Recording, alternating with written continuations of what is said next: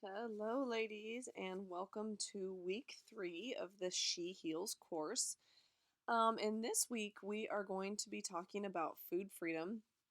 And by food freedom, what I'm actually talking about are the 10 principles of intuitive eating. And as I mentioned in our talk last week, intuitive eating is something that has been around actually for a while, and it was developed by two dietitians who basically saw this pattern of people coming to their practice and hoping to lose weight, but seeing this pattern of people losing weight and gaining it back. And what they found was um, dieting and diet culture really were at the root of their trouble.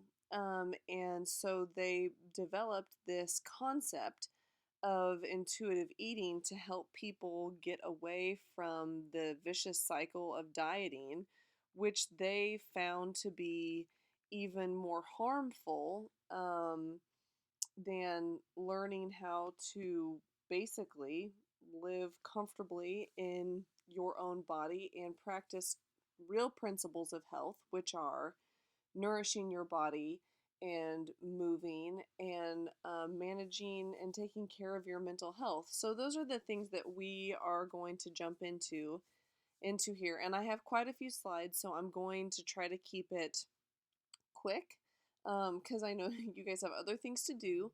And then we can just discuss all of this a little bit more, okay? So this first concept is rejecting the diet mentality, and that's principle number 1. We discussed this a little bit in week 1 when we talked about diet culture. And so some steps to reject diet mentality are recognizing and acknowledging the damage that dieting causes. Step 2, to be aware of dieting mentality, traits, and thinking, getting rid of the dieter's tools, and then always, always, always coming back to that component of self compassion. Principle number 2, honor your hunger. This is such an interesting one because dieting and the pervasiveness, and for many of us that have been chronic dieters, meaning maybe we've been dieting our entire lives, for many people, they have lost the ability to understand what their own hunger cues look like anymore. And so this principle is all about becoming attuned with how your body feels hungry. So, this sounds a little dramatic, but when you really dig into the research on this, it's so fascinating. But um, what they found was a dieting body is actually a starving body. Now, many of us, I don't want to confuse this with, people that are actually dealing with starvation, but our body, when it's dieting and when we're not giving it food, it actually does not know the difference. So when we withhold food from ourselves, our body thinks that we are starving it. And of course, we all know food is essential to survival. We have to have it. And so I took this little quote that said, what many people believe to be an issue of willpower is instead a biological drive. This is a non negotiable for us. We have to eat. And our body does not understand the difference between restriction and having full access to food. So, some of the ways that we can begin to honor our biological hunger include asking ourselves questions like, am I hungry? What does my mood feel like? And when did I last feel hungry? So, we are going to dive into this concept of emotional eating, which I think is addressed in question number 2. But I'm going to slide to the next one because here's how you can begin to honor your hunger is to listen for it. And remember that everybody's hunger cues look different, and that's different. For one person it could be your stomach growling, for another person it could be shaky, and that's probably waiting too long because that means your blood sugar has dropped down too low. But a lot of us have lost the ability to understand where that gap is, from being super full because maybe binging has been a part of your pattern, all the way down to low blood sugar, shaky hands. Um, so I think the goal here is to find that middle ground. What is that middle ground for you on finding balance? And for so many of us, this concept of balance, which we talked about a little bit in our previous group or last Sunday, this concept of balance is hard. For so many of us, it is easy to meet those extremes. It's easy to be all in or absolutely all out. And so, how do we get to that place of balance, moderation? Um, and I have a little hint for you. It's a huge component to this is staying mindful. This huge component of being attuned with your own body. Okay. So, the first step of reclaiming normal eating is honoring your biological hunger. Your body needs to know that it will always have access to food. And this is something that's really interesting and something that I can definitely speak on is I myself got caught up in the binge restrict cycle. And when I did allow myself to have access to food, I would absolutely binge. And when I would binge, I had completely lost sight of being mindful.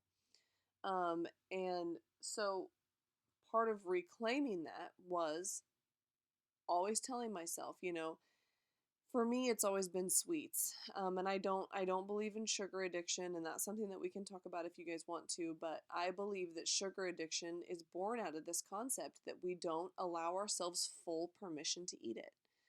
So when your body knows, hey, I can have that whenever I want, then the next question is, do I still want it? And this is something that I talk to my kids about all the time too. I always say to them, hey, there's more. You don't have to eat that as if that's the last bag of Oreos or whatever you call it, box of Oreos that you're ever going to have. So I think as long as we know that we always have access to something, it feels less scary.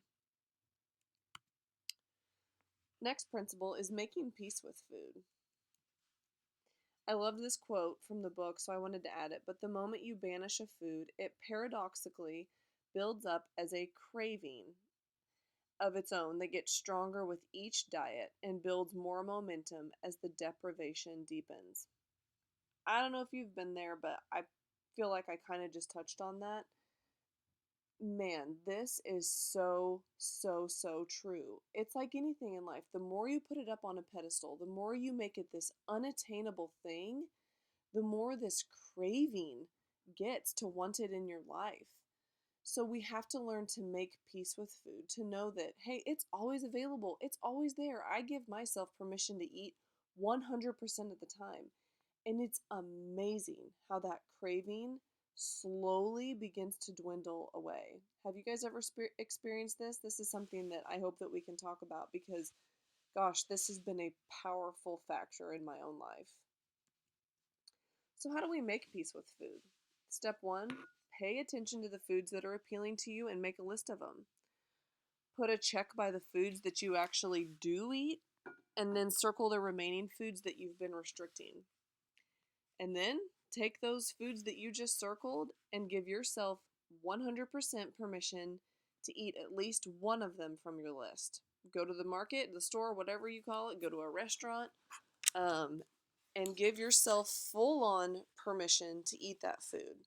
I know that this can sound scary. I know that this can sound like, but what if I don't ever stop eating? And we'll get to that. But this is an interesting exercise to go through with yourself. So then once you do that, check in with yourself. Does that food even taste as good as you remember it being? Um, for me, this was Swedish fish, and gosh, I used to buy them, and then I would just absolutely binge on them. And then once they became this thing that was not I allowed myself access to all the time, I realized I don't even like them as much as I thought that I do. I had just built them up to be this thing in my head, And it's just crazy. Um, and then step number 5, make sure that you keep enough food in your kitchen so that you know that it will be there if you want it. Or if that seems too scary, go to a restaurant and order. No, I know I talked on this too, but um, foods that were restricted for me, if I would buy them and I would allow them to be in our house, man, I knew right where those foods were. I knew right when I was going to eat them, and I thought about them all day. But once I made peace with them, I forgot that they were even there. And then it was like, oh yeah, I mean that might sound good, and now I can easily eat some food and not feel like I have to finish it. So deprivation. Studies show that the more you limit a food, you will only want it in larger amounts. And this is basically, what I just spoke to. This is just that accessibility piece too. So some symptoms of rebound eating look like Last Supper mentality. So I don't know if you've ever done this, but if you've ever started a diet, diet starts on Monday. um, and or another one that a lot of people do is they restrict what they eat Monday through Saturday, and then on Sunday it's a quote unquote free day, and people just absolutely binge and they make themselves feel sick on this. Well, this is because this goes back to this whole making peace with food. It's because we haven't allowed ourselves to have access to all the food that we want. And then another adaptation to chronic dieting is just chronic restrained eating. So you're just constantly staying mindful of the things you should and shouldn't have, right? Does anybody fall into this category? I'll be interested to hear what you have to say about that. So this is just a little infographic I made about the binge and restrict cycle. Um, so this cycle is all about understanding why you do it, what you need to do to break free from it, and we're really discussing all of that. So we restrict. Today I won't eat blank food group. And then that craving builds. Now this thing that you've restricted, now you can't stop thinking about it. Well, eventually, like we talked about before, your willpower is going to give out because we're human and that's what we do. And so you say, screw it. I'm out of control. I'm just going to absolutely binge. And then we move into that phase of guilt and we think poorly of ourselves. We have that negative self-talk. And so making peace with food is a big component to getting out of this binge and restricting cycle. And another component is ditching this binary thinking of everything is bad or everything is, this type of food is good and this type of food is bad. Ask yourself, do you really want to eat this kind of food? And then if you do, eat without penance, which means eat without bashing yourself, eat without feeling morally good or bad about yourself. And then the other really cool thing that happens is that when you get to this place, you eat without urgency. You understand that if tomorrow you still have this craving, great, I'm going to eat a little bit more of that. And then by the next day, I can almost guarantee you that you're not going to feel the same way. You really just, it's coming to a place of taking power away from food and understanding that it is a pleasurable, nourishing thing in our life. So the next principle is challenging the food police. So what is the food police? The food police is something that we developed through years of dieting. We have the food police everywhere. We have the food police in our head. We have the food police on TV telling us what's good and bad. We have the food police on social media. We have this food police in all the direct marketing that we're being sold every day on what's good and bad. So the best way to combat the food police is by challenging it. And the cool thing about this is we can use concepts of cognitive behavioral therapy to combat this. And cognitive behavioral therapy is recognizing first that we have automatic thoughts. We have thoughts that, when something happens, it's the thought that immediately pops up into your head. So it's, when you're driving down the road and some guy cuts you off and you immediately think, hey, you a-hole, that's that automatic thought. Now, for a lot of us, this comes back to the other component to this is it comes back to our core beliefs. An automatic thought is a reflection of our core beliefs and our core values. So we use this ABC model, which is the antecedent, the thing that happens, the event that happens, and then the belief that comes out of that, and then what's the consequence of that. So let's take, for example, your body image. Something happens. You try on some clothes. You don't like the way they fit. And so then you come back to this belief. Well, those clothes don't fit, and so my belief is that I am not worthy. I am not good enough. And so then you have a consequence, and maybe your consequence is one more diet. So, cognitive behavioral therapy helps us recognize those beliefs and change the consequence. Okay? So, the belief that based on what you wear makes you worthy is a cognitive distortion, right? This is not true. So, we need to recognize our beliefs and stop them in our tracks. Um, and this is something that we can delve into a little bit more. And this is something that you would definitely want to do with a therapist, to really dig into this work of changing your belief patterns and your cognitive distortions to create more positivity in your own life. The next principle: feel your fullness. This is a really, really good one. So, how do you respect your fullness? First of all, we have to recognize that um, fullness is highly individual. What makes you feel satiated, as in satiated also means comfortable, good, full. That's different for everybody. And so how do we begin to do that? We have to stay mindful in our own bodies while we're eating. And for so many of us that are stuck in the binge restrict cycle, we have lost complete attunement. We have lost our ability to stay mindful during the eating process because we're just so consumed with getting that thing in that we've restricted. So how we begin to respect our fullness is staying mindful. And I know so much of this comes back to self-compassion, mindfulness, but it really is the root of making peace and finding food freedom and making peace with our own body.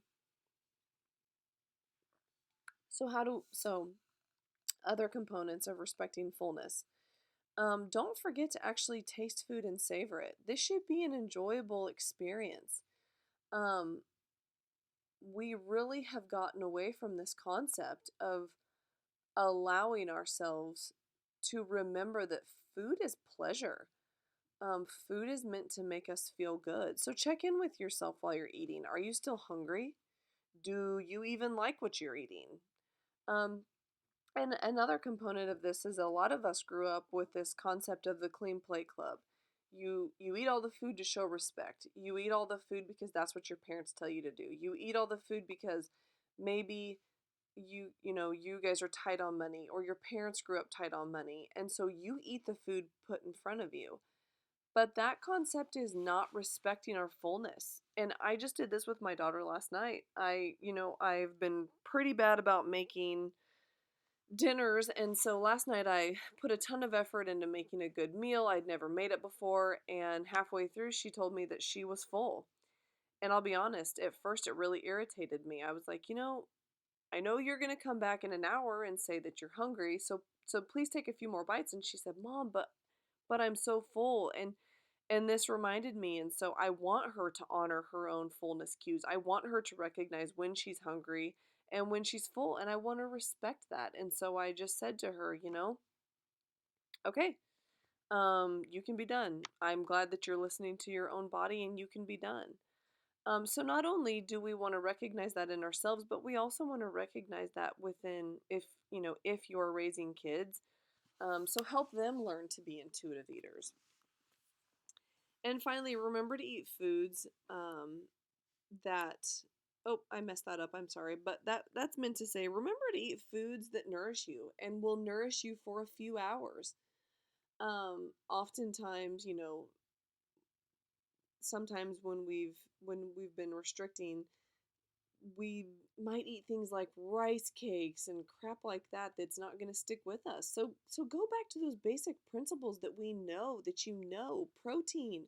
We know that protein's good. We know that we want to mix that with a carbohydrate or a fat.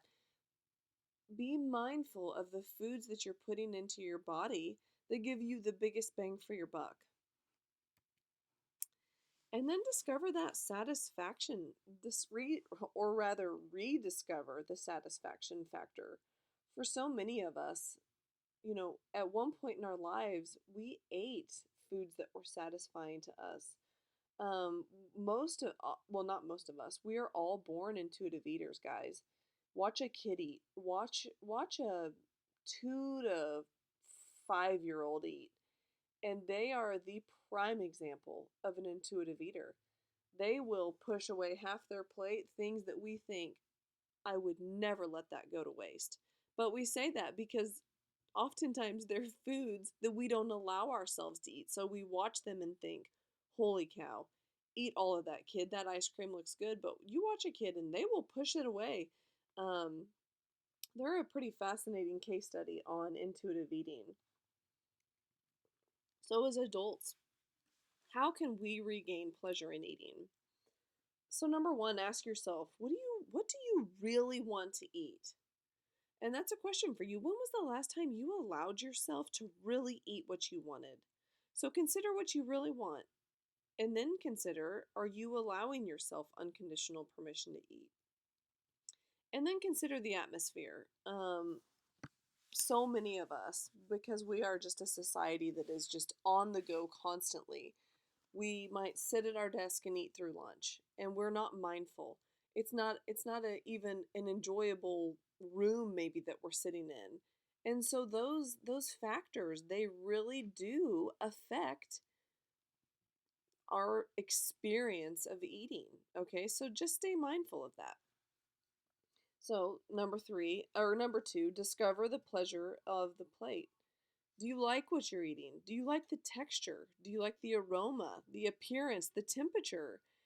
Um, a lot of times, like last night, I made my plate and then I got a huge helping of salad because I love eating and I love eating a lot of food. So that's something that I love to make is salads because I can eat a ton of salad and it's very, very satisfying to me to sit there and eat a lot of food. So I try to stay mindful of the foods that I am filling myself up on. And I know that about myself. I know that I love to eat. Um, and that's all part of regaining our pleasure in eating. And then remember, don't settle. If you don't like what you're eating, don't eat it. You are a grown adult. You do not have to finish the foods on your plate that you don't like. Go find something different. Um, so just don't settle with foods that you don't like. And constantly check in with yourself when you're eating. Does this still taste good? Is this still what I want? And this all goes back to this concept of just staying mindful. Next one is a big one. And I think that coping with our emotions without using food or coping with our emotions with using food can often get a bad rap. And so as we delve into this topic, I want you to understand that there is a place for both. Um, it's kind of like anything that we put on a spectrum. Too much of it is good, and too little of it is bad. So recognize with coping and emotional eating that there are a lot of triggers for many of us, and I picked a few out from the book. This is certainly not all of them. But these are some very typical emotional triggers for people. And the number one is, I'm sure you guys could guess because I'm sure you've done it, is boredom. Boredom is one of the most common emotional triggers for any of us. And then procrastination. I am super, super guilty of this one.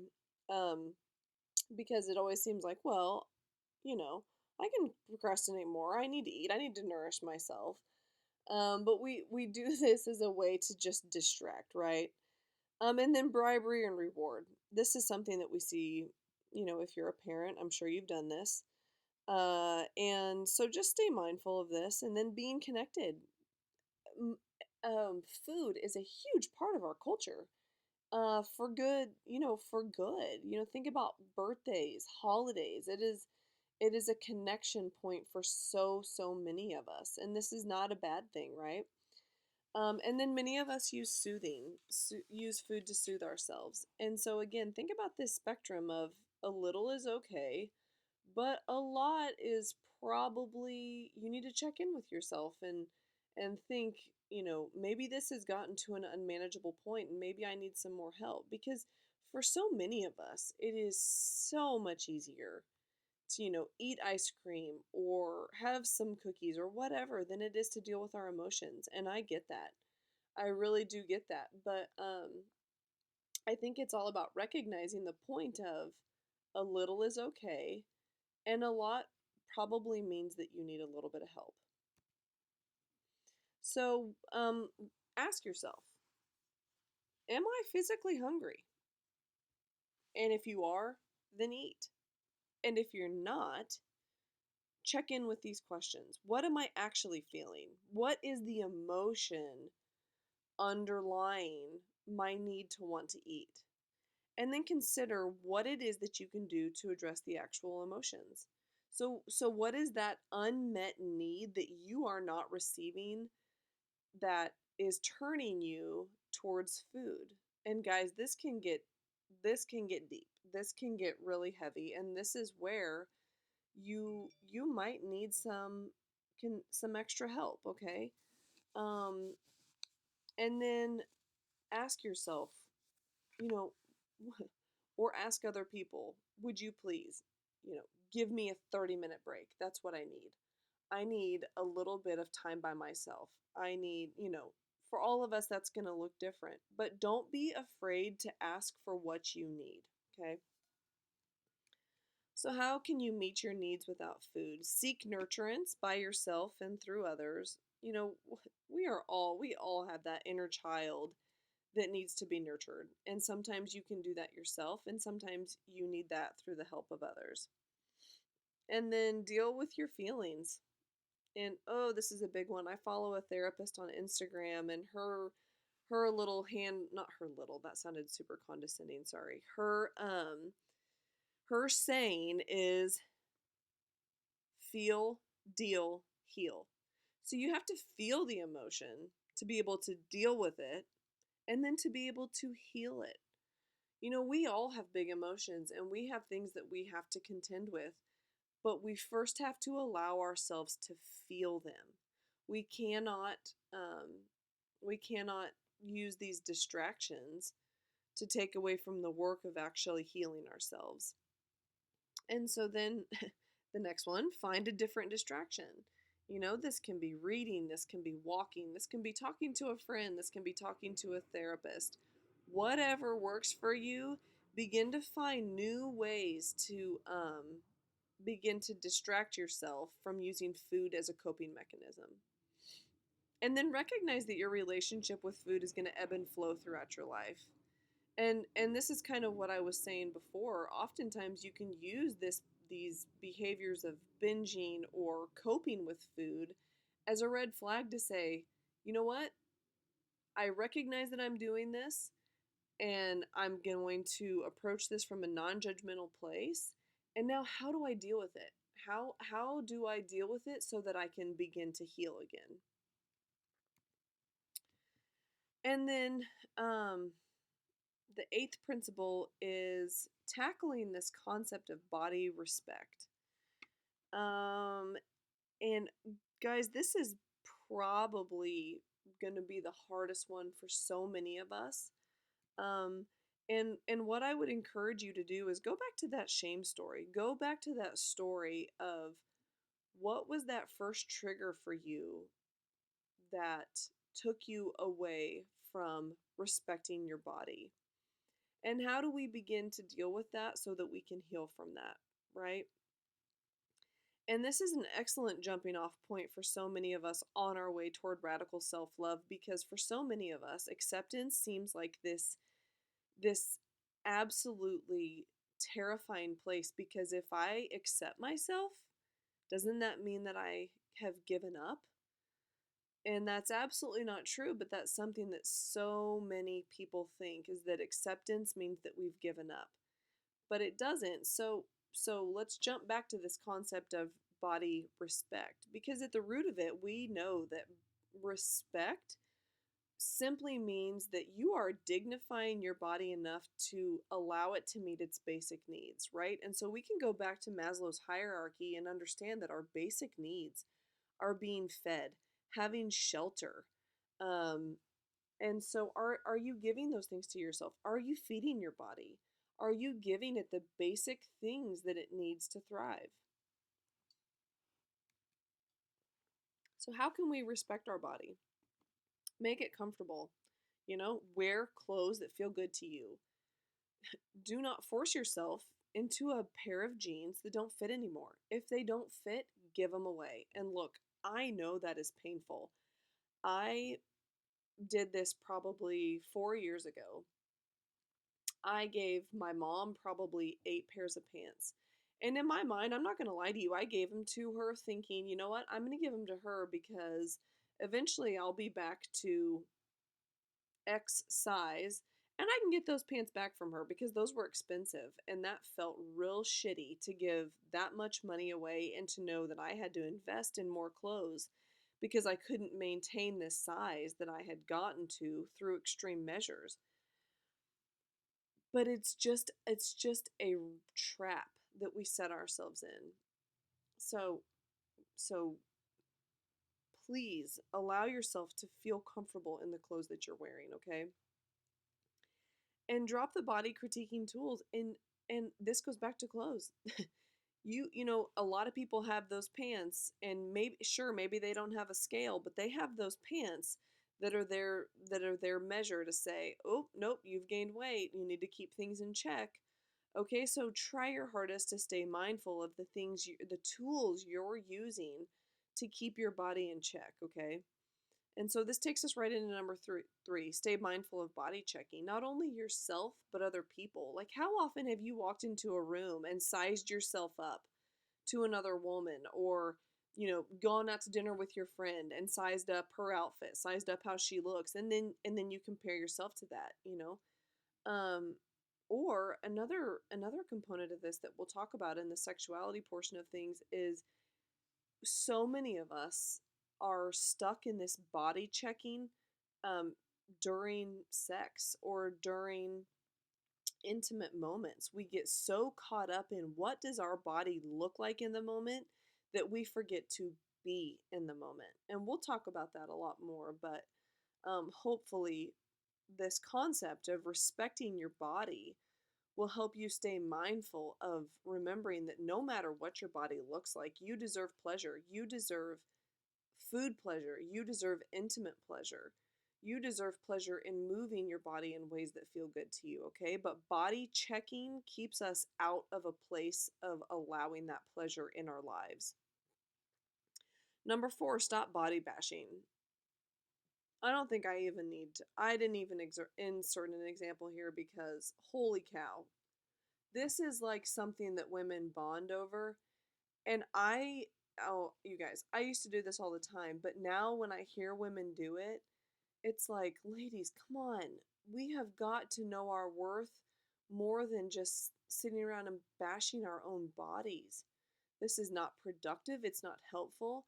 And gosh, if little girls hear us do this, or little boys, we have to stay mindful of the ears that are listening to us. So I'm going to stop there, because I think we all know that. We just have to stay mindful of it.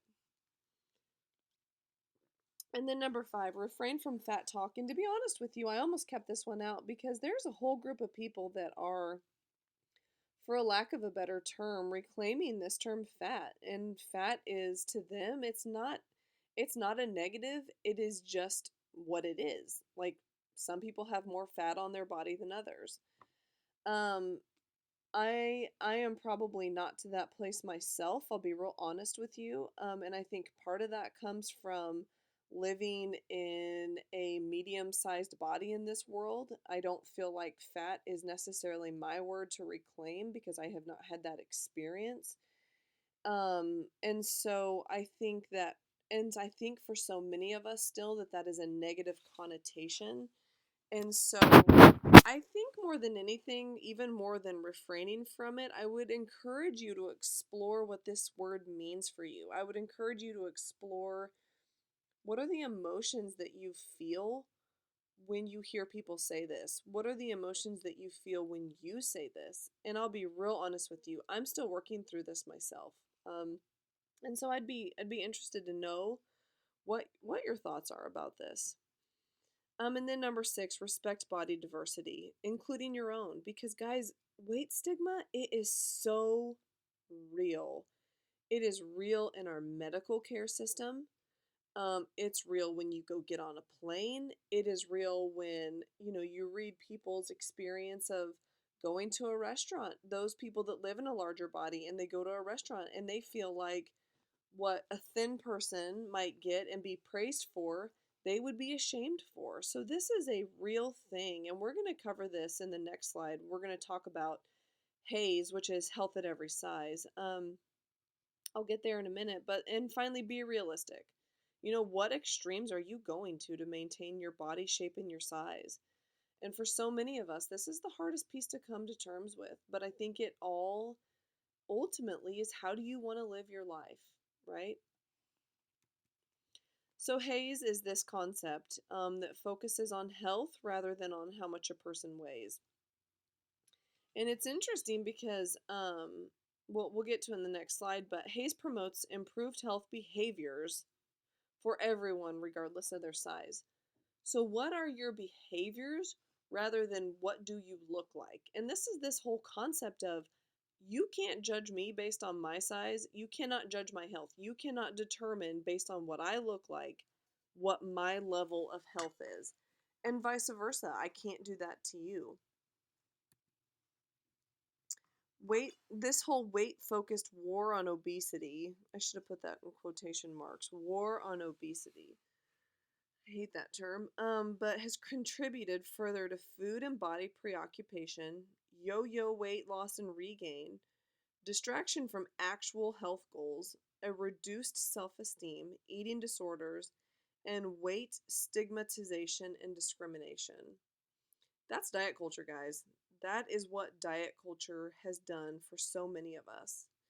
And so these principles of HAES are: accept and respect body diversity, eat in a way that values pleasure and honors internal eating cues, and then remembering to find joy in moving and becoming more physically vital.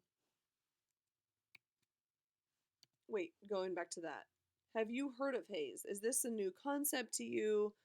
I can't wait to talk about this a little bit more because, to be honest, in real time, we're seeing this play out with COVID. We are seeing a lot of people talk about how, um, overweight people are having poor outcomes with COVID. And actually, there's a lot of research to prove that that's not the case. So, this is an interesting thing for us to talk about.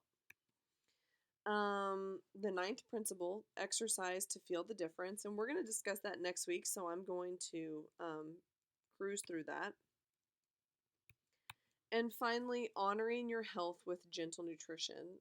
And you could insert the term mindful nutrition. I like that too, because mindfulness is such a big component of principles 1 through 8 of intuitive eating. And so, there are a few distinctions between intuitive eating and mindful eating, but I think that when we consider what actual healthy eating is, we have to remember that not only is it the foods that we're putting into our body, but it's also this relationship that we have with our body.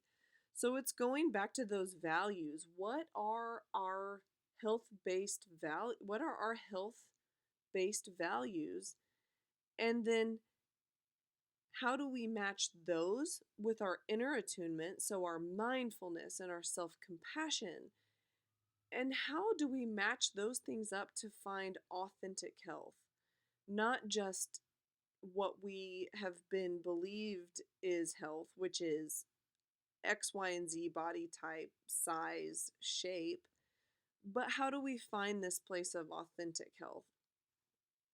And some basic guidelines to remember are you don't have to eat perfect to be healthy, okay? This is just unrealistic, it's unmanageable.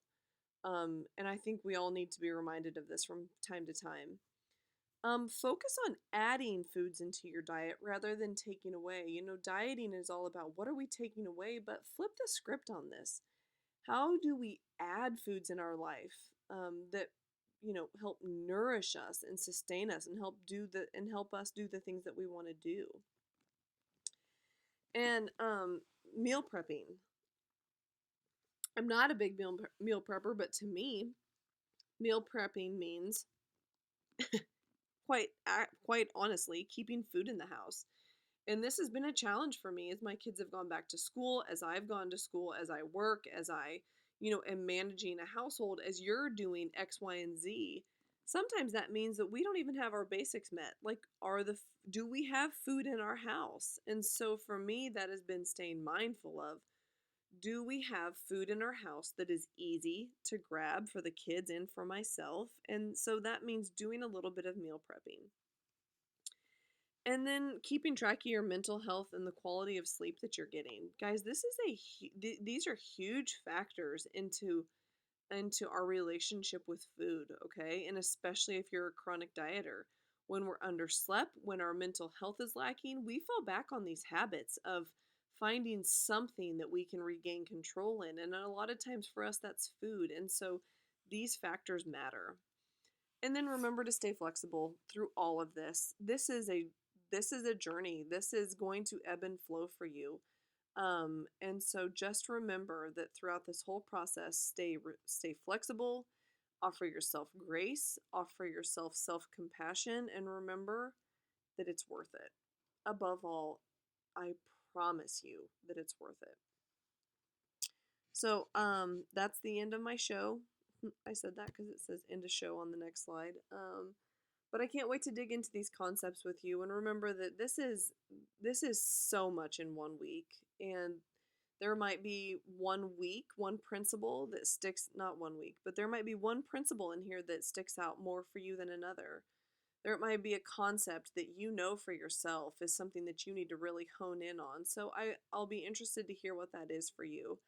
And I'm excited to see you all in a couple weeks. So don't forget to do the homework that I've attached with this, and I'll see you all soon.